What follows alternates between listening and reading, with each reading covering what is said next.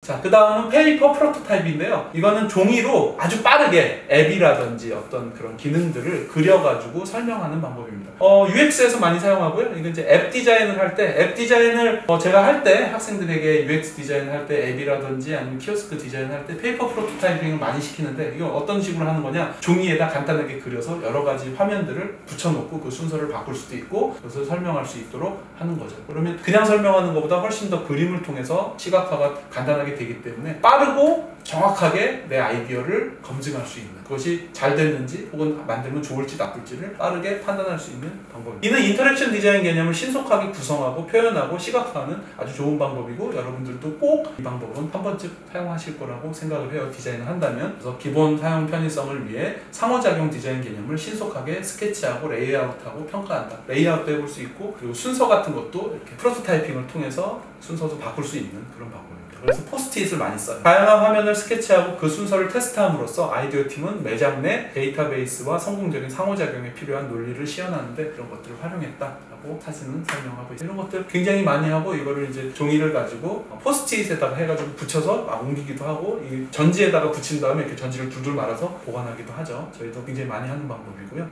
이거는 내년도 헤드라인을 예측하는 겁니다. 고객을 초대해서 고객 관계를 개발하고 유지하려는 방법을 식별해서 회사를 미래로 계획하십시오, 이렇게 돼 있는데, 회사의 미래를 어떤 방향성을 갖고 있는지를 이제 실제로 이렇게 해봄으로써 고객사가, 예를 들면 포스코가 아니면 삼성이, LG가 어떠한 내년에 하고 싶은 게 뭔지를 확실하게 아는 거죠. 고객 중심 연구를 기반으로 이러한 예측은 고객 개발에서 추구해야 할 설계 문제를 정의하는 데 도움이 될 수 있습니다. 그래서 고객은 어떤 설계를 원하는지를 이러한 방법을 통해서 정확하게 우리가 예측할 수 있겠죠. 정보기술자를 위한 인트라넷 사이트를 설계하면서 아이디어 팀은 고객에게 즉각적인 출시와 향후 출시를 위한 비즈니스 목표를 정의하고 명확하게 하도록 했다라고 합니다.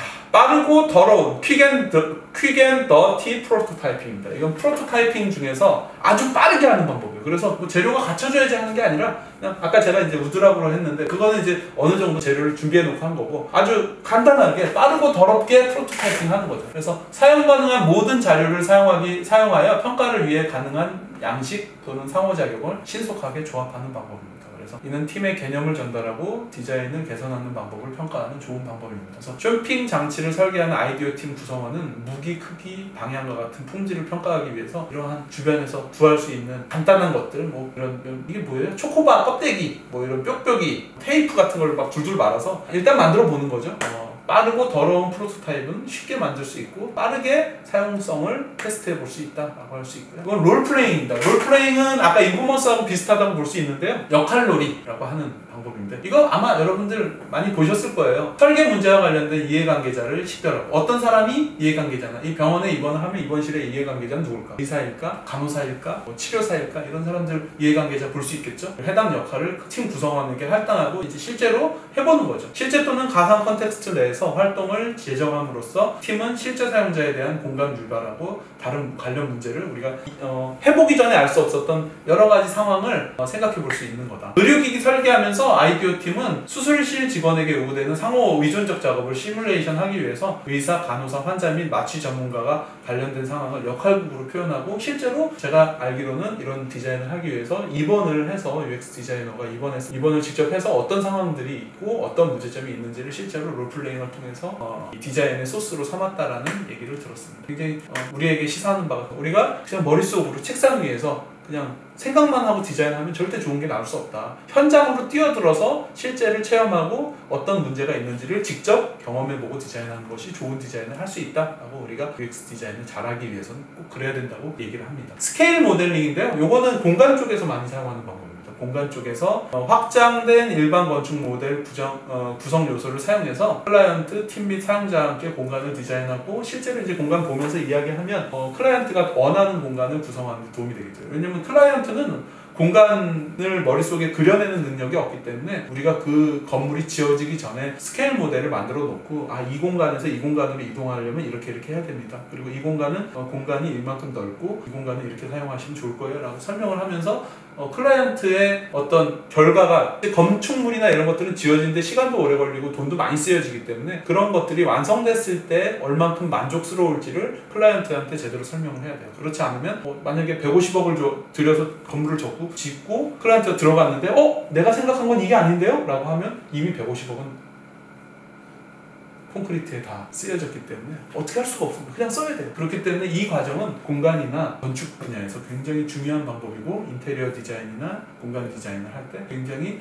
필수적으로 행하는 과정입니다. 그래서 여러분들이 만약에 공간 디자인을 한다면 이런 과정을 꼭 해보고요. 또 공간이 들어가는 어떤 자동차라든지 그런 것들을 할 때 스케일 모델을 또 제품 디자인도 마찬가지로 완성됐을 때의 모습이 어떤 것일지를 미리 예측하기 위해서 스케일 모델을 만들어 보고요. 제품 디자인, 공간 디자인, 산업 디자인 분야에서는 반드시 스케일 모델을 졸업하기 전에 졸전해서 만들어서 전시하고 끝납니다. 시각 디자인도 물론 만들지만 이제 산업 디자인과 비교하면 훨씬 더 규모가 크고 돈이 많이 들죠. 그래서 졸전하기 위해서 학생들이 돈을 많이 쓰고 또 굉장히 직접 만드는 친구들은 굉장히 고생도 많이 하고 합니다. 알고 있어요, 교수들도 고생한다는 거. 그러나 한 번쯤 해봐야 된다. 그 다음 시나리오 기법입니다. 시나리오는 제품 또는 서비스 사용 맥락을 설명하는 풍부한 스토리라인을 설명합니다. 그래서 이 프로세스는 사용 가능한 컨텍스트 내에서 디자인 아이디어의 본질을 전달하고 이것이 왜 좋은지, 이것이 사용자에게 어떤 효용을 주는지를 설명하고 문제점을 어떻게 해결하는지 를 설명할 수 있는 설득적인 방법입니다. 시나리오는 제품 디자인이나 어떤 서비스 디자인, 공간 디자인을 하기 전에 미리 만들어서 클라이언트나 아니면은 다른 디자이너들을 설득하기 위해서 해요. 왜? 이거는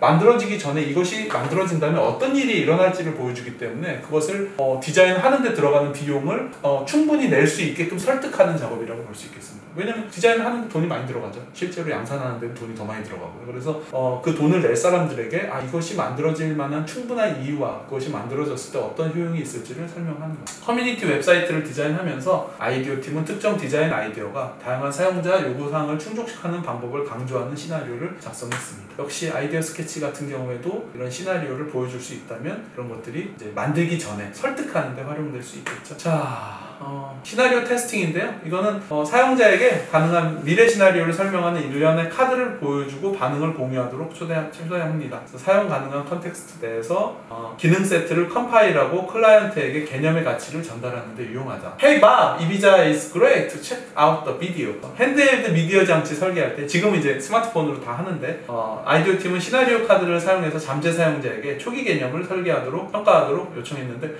제가 시나리오 테스팅을 실제 했던 사례인데요. 이게 이제 저희 학교 그 캐릭터를 이제 휴대용 디바이스로 만들어서 그러면은 그 학교의 이 캠퍼스 라이프에 이 디바이스가 어떻게 작동할 수 있을지, 어떻게 활용될 수 있을지를 가지고 시나리오 테스팅 기법을 통해서 이런 사용이 될 것이다 라는 걸 설득하는 목적으로 이런 시나리오 테스팅을 한번 해봤습니다. 그 다음 try yourself인데요. 이건 직접 시도라고 하는 방법이에요. 이 아저씨가 뱃살을 드러내놓고 이렇게 멋지게 이렇게 하고 있죠. 근데 굉장히 재미있는 사진인데 이거는 실제로 저희도 많이 하는 방법이에요. 산업 디자인과 특히 제품 디자인을 디자인할 때 try yourself는 웬만하면 해봅니다. 그래서 만약에 착용형 디바이스 같은 경우에는 꼭 착용을 해보죠. 그래서 어떤 문제가 있는지, 이게 좋은지 이런 걸 테스트. 디자인 중인 제품 또는 프로토타입을 실제 사용해보는 거예요. 설명이 쉽죠? 디자인 중인 제품을 사용해보면 팀은 사용자가 가질 수 있는 경험을 알게 됩니다. 일상생활 동안 프로토타입 의료기기를 착용함으로써 팀은 이를 사용할 수 있는 환자에 대한 신체적, 사회적 및 정서적 영향을 이해할 수 있었습니다. 저희도 실제로 해봤고요. 저희 영국에서 온 교환학생들하고 같이 이 코로나 때 착용할 수 있는 에어컨을 실제로 이제 기업이랑 같이 개발을 했거든요. 그래서 NK 이노베이션이라는 회사랑 같이 저희가 개발을 할 때 초기에 프로토타이핑을 이렇게 해서 실제 작동되는 워킹 프로토타이핑을 해서 착용도 해보고 최종적으로는 이렇게 디자인이 나고 그 과정을 통해서 문제점을 발견하고 좋은 디자인을 개발할 수 있도록 작업을 했습니다. 기억이 나네요. 최근에 이제 메일도 왔었는데 잘 지내는지 모르겠습니다. 자, 비헤이비어 샘플링인데요. 사람들에게 종이나 전화를 주고 벨이 울렸을 때 그들이 지금 처한 상황을 기록하고 평가하도록 요청을 합니다. 제품과 서비스가 예상치 못한 방식으로 사람들의 일상에 통합되는 방식을 발견하는 데 유용한 방법이에요. 이 이식형 제세동기 시스템을 개발한 아이디어 팀은 제세동 충격을 알리기 위해서 클라이언트 팀에 호출기를 배포했고, 이게 심장을 이렇게 박동을 제어하는 기계인데 그런 것들을 해서 사람들한테 전화해서 지금 뭐하고 계세요? 이렇게 물어보는 거죠. 환자의 일상 경험에 대해서 물어보고 그들이 어떤 경험을 하는지를 발견함으로써 그 일상 경험에 대한 깊은 공감, 그리고 제품 디자인 개선에 대한 어떤 아이디어를 얻을 수 있었겠죠. Be your customer. 당신의 고객이 돼서 일반적인 고객 경험을 설명, 개요 또는 재정하도록 요청하십시오. 그래서 이거는 이제 우리가 클라이언트에게 일반적인 고객 경험, 그러니까 그들이 판매하고자 하는, 우리들은 이제 클라이언트가 이제 제품을 만들거나 서비스를 제공하는 그들의 고객들을 설명하도록 하는 거죠. 고객에 대한 인식을 드러내고 실제 고객 경험과 대조하는 유용한 방법입니다. 데스크톱 프린터를 설계하는 아이디어 혁신 워크숍은 사람들이 프린터를 선택하고 구매하는 방법에 대해서 고객의 인식을 탐구하는 것으로 시작됐다고 하는데, 뭐 해양수산부하고 저희가 국민참여단을 하면서 실제로 고객들의 목소리를 듣고, 또 그들이 이제 해양수산부 공무원들이 이제 고객들은 어떻게 불만을 표시합니다라는 거를 이야기하면서 고객들을 어떻게 대하고, 그리고 어떤 문제점들이 이제 사용 서비스를 제공하면서 일어나는지를 저희가 이제 개선을 하는 작업을 제가 참여를 해서 했었어요. 그런 것들이 이제 비유어 커스터머라는 기법이고요. 바디스토밍이라고 하는 방법은 뭐냐면요, 소품이 있든 없든 시나리오를 설정해서 역할을 연기해 보는 겁니다. 그래서 만약에 이제 이게 이제 비행기 기내를 이렇게 간단하게 만들어 놓고 그 안에서 취침을 취하고자 하는 사람들은 과연 어떤 행동을 할까 같은 거를 이제 바디스토밍, 브레인스토밍처럼 몸으로 이렇게 아이디어를 막 발산하는 여러 가지 이상한 행동들도 해보고 말도 안 되는 행동도 해보면서 그게 과연 어떻게 동작 기반 개념을 빠르게 생성하고 테스트하는 데 도움이 되는 겁니다. 그래서 다양한 컨텍스트, 그리고 동작 기반 개념. 여기에서 만약에 기내식이 나오면 어떡할 거야? 막 이렇게 하면서 비행기에서 잠을 자는 다양한 방식의 바디스토밍을 함으로써 아이디어 팀이 비행기 내부에 대한 다양한 개념을 생성하는 데 도움이 돼요. 이런 것도 재밌죠. 네, 그래서 이런 것들은 이제 뭐 인스타그램이라든지 이제 사진을 찍을 때, 그것 아니면 이제 비디오 채팅 같은 걸 할 때 어떤 바디스토밍을 하는 모습이죠. 그래서 제가 51가지의 디자인의 영감을 얻는 다양한 방법을 설명을 드려서 필요한 것들을 이렇게 그때그때 여러분들이 찾아서 쓸 수 있게끔. 그러나 이 방법들은 UX라든지 제품 디자인이라든지 공간 디자인이라든지 산업 디자인과 관련된 전반적인 분야에서 폭넓게 쓰일 수 있는 또 다양한 방법으로 이 문제를 이렇게 잘라볼 수 있는, 사과를 다양한 각도로 자르면 새로운 모습들을 발견할 수 있잖아요. 그래서 그러한 디자인에 영감을 주는 다양한 아이디어를 찾을 수 있는 방법이라고 생각을 하고요. 저도 굉장히 잘 사용하고 있는 방법들입니다. 그래서 여러분들이 선택적으로 활용하시고 또 여러분들의 디자인 활동에 도움이 될 게, 영감이 될 수 있게 활용하시기를 바라면서 긴 시간 들어주셔서 감사합니다. 오늘 강의는 이것으로 마치겠습니다. 감사합니다.